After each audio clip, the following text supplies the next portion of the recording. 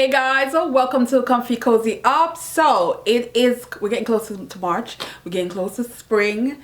The clock's supposed to change on the 9th. Spring is on the 20th of March. So I'm prepping because I am a garden girl. So in the beginning of the video you saw me doing some of my seeding. I am going to be doing some more.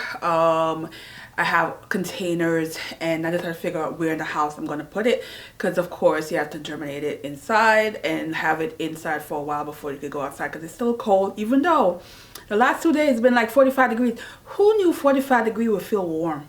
Who knew? But that's how cold we've been that I embraced the 45. It literally was melting all that snow outside and I didn't have to wear as much clothes because my body felt like this was nice. Yeah, but we're gonna have some 50s this week as well, so I'm gonna take advantage of it because the way the weather is in my area is very bipolar. So next thing you know, it's going to be back to freezing, so I'm embracing it. So I decided this year to use bigger containers for the seeding, only because I find that last year some of the things that I was trying to do, the size container I had was way too small. So by the time they were ready to be transferred to the bigger container or the bigger pots that I usually do it in, it was still cold. So I needed containers that's going to be able to handle it being in, have enough room to still grow, to still get sun. I have a lot of areas that do have sunlight because my back door is glass. Also, I have it in a container that when the days are nice, I will put it outside a few hours and put it back in the house until there's no more low temperature at night. So I've been doing this for a while, guys. This is like year 8, maybe more. I've been doing it for a while. The only difference is this year, because of where things are, I am going to push it to the limit and see how much stuff I can actually grow on my back deck. And I'm going to move around some things. I'm going to see where things are going to get space where it's not going to be affected by the roof, like if it rains and that kind of deal. So we'll see, but you know, I always show you because I'm such a proud garden person, so I get excited when my things are growing and I can eat my food, especially my lettuce, my tomato, peppers, that kind of deal. So yeah, I will show you the journey as it goes, but we're starting the seeding process and there's more to come. So yeah, let's get into books and then we're gonna go into some sewing stuff. Yeah, guys. So I finished the subscriber pick, which was the Canterville Ghost. And this is Oscar Wilde. I enjoy this. This was so cute and so not scary like I thought it was gonna be, because you know I don't do scary stuff, but it is basically a ghost that had unalived his wife, and he's haunted this house, and this minister moved up in there with his family, not fearing it. But these kids are, you know, there's a set of twins, and the ghost is trying his darndest to scare these people out of there. It's just not working. But this is also, you know, talks about the soul moving on and what it needs to move on. And so you have that piece of element in this stuff that made the story kind of like, oh, but then at the same time you're like, you did do something wrong. So maybe you didn't deserve to sleep. But he's been not having peace for quite some couple of centuries. So yeah, I enjoyed this. This was a good classic, and you know, Oscar Wilde know how to tell a story. I do like this copy that I had, because it had all these photos. There's a lot of photos in this. As you turn, you know, the page and you read. This is definitely a great cover. I love the cover, and it's gonna look really good on my shelf. So the next book is a new release that comes out today, and I was hoping to finish it, but it didn't happen. I'm only like halfway in. And this is A House for Miss Pauline, and it is by, I believe, Diane Macaulay, and this is a Jamaican author. So I'll put it here. Now, this is a book about a woman that is approaching 100 years. And there is something that awakened her where she felt like, I need to be telling my secrets before I croak. And that included having her granddaughter come to Jamaica, who's living in America, and while this is happening, we're learning her story. You're getting from as a child, you're getting from things that happened to her, the community, how she survived, how she made a living. The woman at one time was growing ganja. She was, you know, all that things that happened. Typical things you would expect from an older person during that time in Jamaica. Back, you know, a little bit of history, but I don't know what the secret is that she's really holding on to. You know, there's question mark about her children, but it can't be that. I'm like, no, it gotta be bigger than that, because I feel like it's big. But you know, she has all this land, so it's like, how did she get all this land and all these other stuff that's going on? It is an interesting story. I can't wait to finish it. It's probably going to be finished before it comes out, which is Tuesday, but you know, my internet is not great, so I typically pre-record, try to at least a day or two before. But I am hooked on the story because I really want to know what is the big secret. But it's a new release. NetGalley's been doing me good. All the books that I told you that I was interested in, I have it. But this one is definitely on there, so I will give you a full take on my feelings about what the secret is and what she really want to tell this grandchild of hers in the wrap up on the next video. I do have one other book that I'm also going to try to finish. It came out maybe a week ago that I didn't get to finish, but nevertheless it's going to get done, and I will give you a rundown on all the books as I finish it.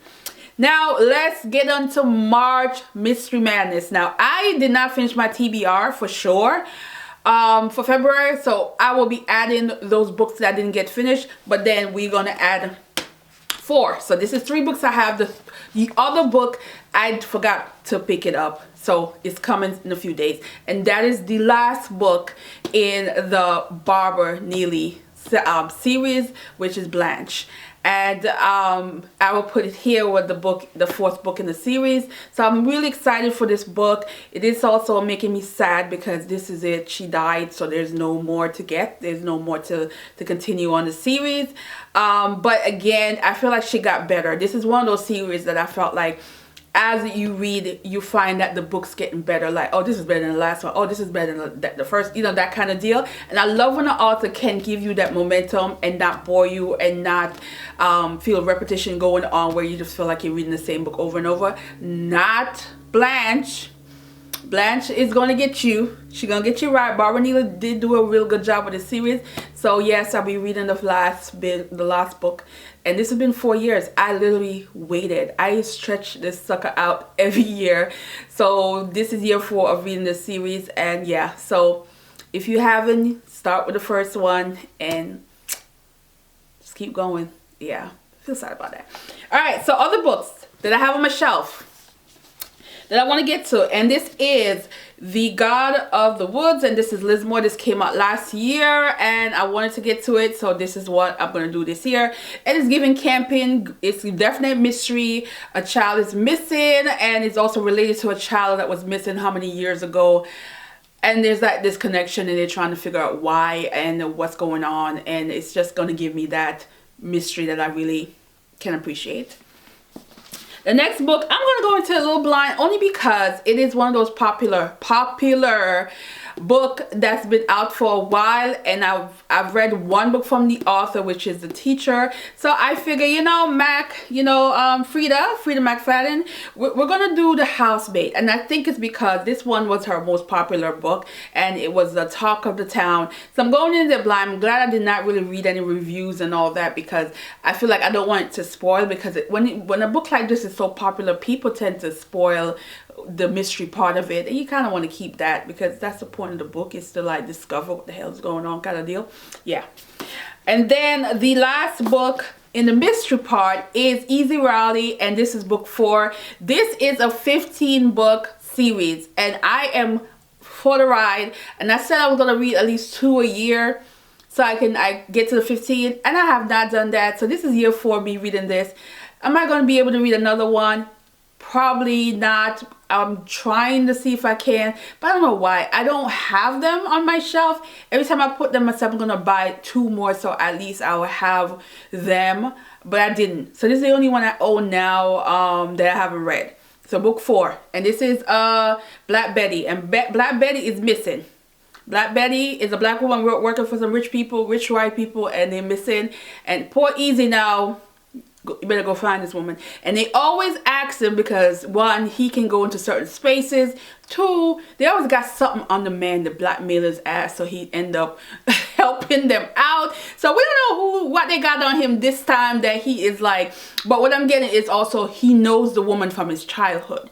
Yeah. So we're gonna be right up with Walter Mosey on the Easy series. And yeah, so that is it. Now I wanted to do a classic on this. I was thinking of Jamaica Inn, Daphne DeBoer. You know, that's my girl. She do me good with Rachel and, you know, Rebecca. But I don't know. She on the shelf. She looking good right here. But she might be on there. Depends on how far I get with finishing up last month's TBR and the 4 books that I have. She might get a spin. Plus, I do have to pick a book from the subscriber jar. So, yeah. And I wanted to get a library pick. So, hopefully this book is a library pick. Hopefully, whatever I pick out of this jar, I can pick up at the library. Because I've been doing really good of reading one book out of the books I have from the library each month. So we're trying to keep that momentum going. All right. Yeah. Let's talk about some DIY. Let's talk about some sewing. So I'm gonna stand up for this because I'm gonna bring my mannequin in so we can see this. All right, let's stand up for this. All right, so guys, yeah, I've been having a problem with her foot. She's like not staying up, and I bought some new foot and I just have not been able to just do it. It's literally been sitting in a box for about 3 months because her foot is just not working right and it's not staying up. But anyway, you guys will be able to see what I'm talking about on here. So first thing I did was some DIY. So the skirt I have on now, which you probably can't see, but I probably have to put something here. Basically, I had to, what you call the plus size girly problem where your legs are rubbing, and over time you get this. You get this situation here. Yeah. So I had 3 jeans that I completely lost because of that. And so this is one, and I haven't done anything with this one yet. So this one, I'm going to just do a mini skirt and some pleats. I saw DIY that I thought that was pretty cool. That's what I'm going to do for this one. But yeah, it's just, yeah. And I love these jeans. So the one I'm currently wearing, I was able to do the hack method of turning it into a skirt. I also did the same thing with this one where I turn it into a skirt. So basically you just cut it, sew over here, sew down, and you get a split. I did kind of do the split not high enough on this because this is a high waist. This was a high waist jeans, so it's all the way up here, guys, all the way up here. Also made this top. This top is also a top I made. And when I wore it, now I realize the split could have been a little shorter, but so I made it a little shorter with this one. But I want it to be appropriate because this is one of those jean skirt that I want to wear with the button-up shirts that I made last month. And I want it to be work appropriate, so I can wear this skirt with a button-up shirt, long, and some flats when spring gets here. And so I didn't want the split to be all the way up in my, you know. So anyway, yeah. Let's talk about this dress that I work hard on. When I say I work hard, the zip in the back. The invisible zip is in the back. And I'm going to have to pull it out because I did this dress and I was putting it on the mannequin. I don't know at what point I ripped right here. So I don't know if it's going to show up on camera, but if you go up close, you can see that it doesn't look right here. I was so upset because literally all I had left was the sleeve, to finish the sleeve, to hem the bottom, and to put the hook and eye in the back. I think there's part of the zipper that I wanted to adjust a little bit, but other than that, it was done.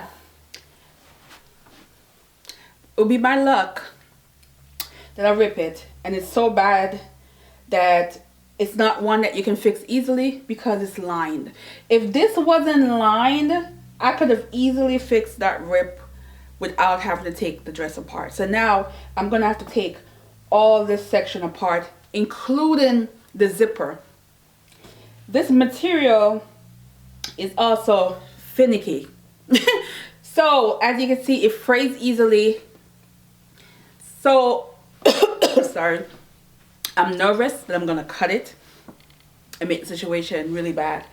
So because of that, mentally, I'm gonna part this. Where I wanted to wear it to, I would just make something else. It's definitely gonna be fixed, but the time it's gonna take me to completely pull apart, and to pull apart the lining inside, to pull apart the zipper, and to recut this section and put it back. That's probably going to take me a couple of hours, and it's going to make me frustrated because I'm going to have to seriously pay attention, especially for the zipper part, that I don't rip nothing. I don't have the patience right now. So we're parking this. We're going to park this dress. I'm disappointed because this is such a fabulous dress, and I don't have it in me to wear a dress like this when I know this just doesn't look good. This, you know, especially when this side is nicely perfect, and you get over here and you see all of this. I can't wear this with this like this. I feel like I would be so self-conscious of somebody too close to me. I think from afar you probably won't notice it, but if you come close to me, you're gonna see the imperfection, and I just wouldn't be comfortable wearing it. So we're gonna part this, come back to it at some point. It might just have to wait till fall. So I might end up, or one day, I don't know, the mood might get me and I just sit down and just pull it apart and just work on it. We don't know. Anyway, I am coughing, don't know why. My mouth's a little dry. Alright, so guys, I'm going to end this video here, and I'll see you in the next one. Alright guys, bye.